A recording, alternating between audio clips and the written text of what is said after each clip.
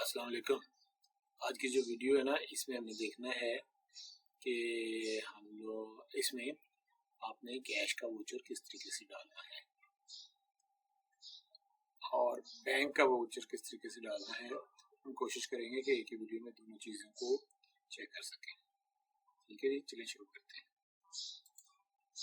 ये अपने यूजर देना है अजीज,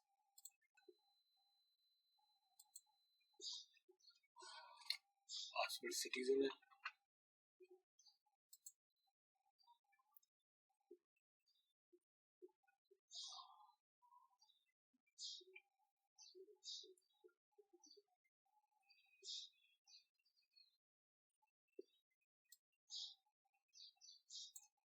अच्छा। अब आपने वोचर डालना है तो उसके लिए हम वोचर्स पर क्लिक करेंगे। ये वोचर्स का हमारा वोचर का डैशबोर्ड है। तो ये बता रहा है कि अभी हमने इस वक्त हमारे पास एक वोचर डला हुआ है, तो कैश रिसीट वोचर है, वोचर का नंबर 1 है, इस तारीख को डला था। ये उसकी डिस्क्रिप्शन है और 2000 रुपीज़ डेबिट हुए हैं, 2000 रुपीज़ क्रेडिट हुए हैं और ये पोस्टेड है।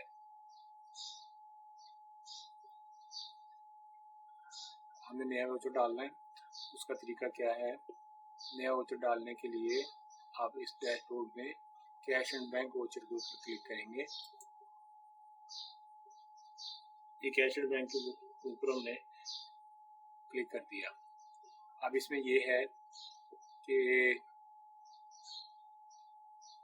पहले इसमें आपने एंट्री डालनी है, बाद में आपने फैसला करना है कि आपने कैश का वोचर डालना है या बैंक का वोचर डालना है। अगर बैंक का डालना है तो वो आपने कौन सा बैंक का डालना है। तो ये हम यहाँ पे क्लिक करते हैं, ये आपके सामने आ गया।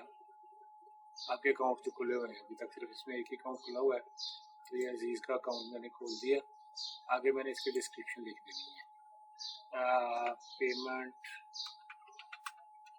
Made for web hosting for web hosting to Mr. Post for JLIERP.com।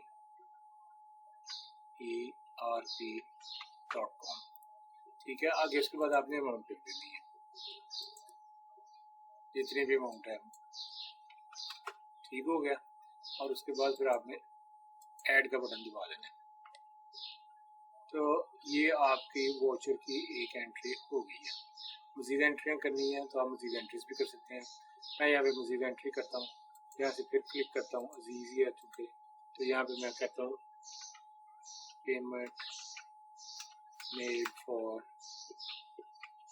Motor cycle oil changing. कितनी पेमेंट की है जनाब? 1500 पेमेंट किया और हम ऐड कर देते हैं। ये 2 एंट्री हमारे पास आ गई। मैंने 2 दफ़ा क्लिक किया था, इसलिए 3 एंट्री हमारे पास हो गई हैं। अब ये जो एंट्री आपने पहले आपने देखना है कि ये एंट्रियाँ जिसने किसी ने भी की हैं वो ठीक की हैं। इसमें से कोई एक्स्ट्रा एंट्री या गलत एंट्री है तो आप उसको डिलीट कर सकते हैं। जैसे ये एंट्री मैंने ज़्यादा कर दी थी जानबूझ के, मैं इसको डिलीट करना हो तो मैं डिलीट पे क्लिक करूँगा, तो ये एंट्री हमारी डिलीट हो गई। अब हमारी मर्जी है कि हम ये दोनों एंट्रीज एक कैश वोचर में डाल दें या अलग-अलग डालें, या अगर बैंक के ज़रिए पेमेंट हो जाए तो बैंक को बैंक में डालें, तो वो किस तरीके से डालनी है। अब आपने यहाँ से वोचर की डेट सेलेक्ट करनी है।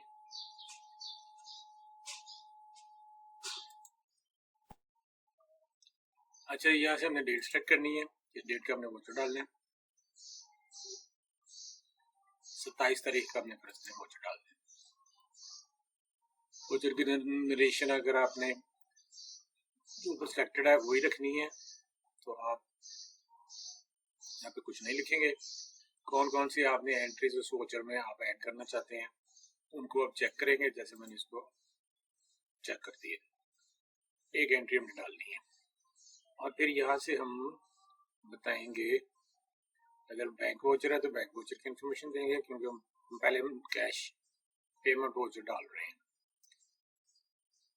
या कैश रिसीट वोचर डाल रहे हैं, तो हम कैश पेमेंट वाउचर डालते हैं। ये कैश पेमेंट वाउचर पर क्लिक किया और उसके बाद हमने इसको पोस्ट कर देना है। अब सिस्टम ये मैसेज दे रहा है कि हमारे पास कैश अवेलेबल नहीं है। इसका मतलब अगर आपने कैश पे करना है तो आपके पास कैश होना चाहिए, अदरवाइज आप कैश पेमेंट वाउचर पोस्ट नहीं कर सकते। मतलब बना सकते हैं मगर उसका आगे उसको प्रोसीड नहीं कर सकते। ठीक हो गया जी। अब हम डालते हैं बैंक रिसीट वाउचर। हम कहते हैं जी अजीज ने जो है ना पेमेंट रिसीव्ड फ्रॉम क्लाइंट। कितनी पेमेंट रिसीव की जनाब? 10,000 रिसीव की।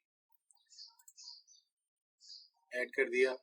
अब इसको भी हम इसी तरह, ये वाला वोचर अभी हम डाल नहीं सकते इसलिए इसको हम अनचेक कर देते हैं, और पेमेंट रिसीव का वोचर हम डालना है इसको हम चेक करते हैं और उसे कहते हैं जनाब कैश हमने रिसीव किया है, और पोस्ट का बटन दबा देते हैं। तो ये हमने पोस्ट कर दिया। पोस्ट करने के बाद अगर हम वोचर डैशबोर्ड में जाएंगे तो ये देखें हमारे पास दो वोचर है, कैश रिसीट वोचर 2,000 रुपये का और कैश रिसीट वोचर 10,000 रुपये का। मगर अगर हम अभी अगर अकाउंट्स होम में जाएं तो यहाँ पे आपको बताएगा कि हमारे पास 12,000 कैश है। दोबारा वोचर्स में चले जाते हैं, ये आपकी एंट्रीज, कैश वोचर पे क्लिक करते हैं, एंट्रीज वैसे पड़ी हुई हैं। अब हमने 3,000 का वोचर जो है वो डालना है, हम इसको चेक करते हैं। चेक करने के बाद हम वही डेट हमने दे दी 25 तारीख को हमने वोचर डालना है।